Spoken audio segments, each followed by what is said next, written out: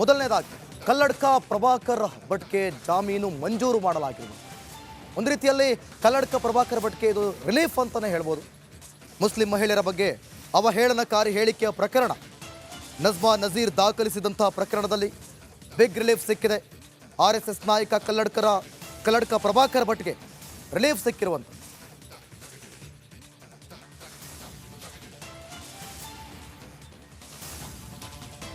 ಕಲ್ಲಡ್ಕ ಪ್ರಭಾಕರ್ ಭಟ್ಗೆ ಮಧ್ಯಂತರ ಜಾಮೀನನ್ನು ಮಂಜೂರು ಮಾಡಲಾಗಿರುವಂಥದ್ದು. ಮುಸ್ಲಿಂ ಮಹಿಳೆಯರ ಬಗ್ಗೆ ಅವಹೇಳನಕಾರಿ ಹೇಳಿಕೆ ಕೊಟ್ಟಂಥ ಪ್ರಕರಣದಲ್ಲಿ ನಜ್ಮಾ ನಜೀರ್ ಪ್ರಕರಣವನ್ನು ದಾಖಲಿಸಿದರು.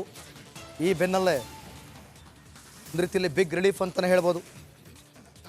ಕಲ್ಲಡ್ಕ ಪ್ರಭಾಕರ್ ಭಟ್ ಮತ್ತು ಇತರರ ವಿರುದ್ಧ IPC ಸೆಕ್ಷನ್ 354, 294, 509, 506, 153A, 295, 295A, 298ರ ಅಡಿಯಲ್ಲಿ FIR ದಾಖಲಾಗಿತ್ತು. ಅವಹೇಳನಕಾರಿಯಾಗಿ ಮಾತನಾಡಿದ್ದಾರೆ.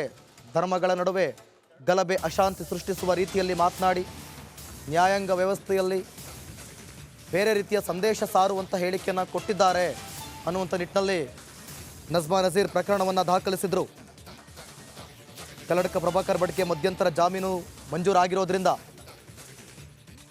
ಮುಸ್ಲಿಂ ಮಹಿಳೆಯ ಕುರಿತು ಪ್ರಭಾಕರ್ ಭಟ್ ಅವಹೇಳನಕಾರಿಯಾಗಿ ಮಾತನಾಡಿದ್ದಾರೆ, ನ್ಯಾಯಾಂಗ ವ್ಯವಸ್ಥೆಯನ್ನು ಅಣಕಿಸಿದ್ದಾರೆ ಅಂತೇಳಿ ದೂರಿನಲ್ಲಿ ಆರೋಪಿಸಿರುವ ನಜ್ಮಾ ನಜೀರ್ ಪ್ರಭಾಕರ್ ಭಟ್ ವಿರುದ್ಧ ರೌಡಿ ಶೀಟ್ ತೆರೆಯಬೇಕು ಅಂತೇಳಿ ಅವರು ಒತ್ತಾಯಿಸಿದ್ದಾರೆ. ಈ ಬೆನ್ನಲ್ಲೇ ಅವರಿಗೆ ಒಂದು ರೀತಿಯಲ್ಲಿ ಬಿಗ್ ರಿಲೀಫ್ ಸಿಕ್ಕಿದೆ. ಕಾದು ನೋಡಬೇಕು ಈ ಪ್ರಕರಣ ಯಾವ ಹಂತಕ್ಕೆ ಹೋಗುತ್ತೆ ಅಂತ.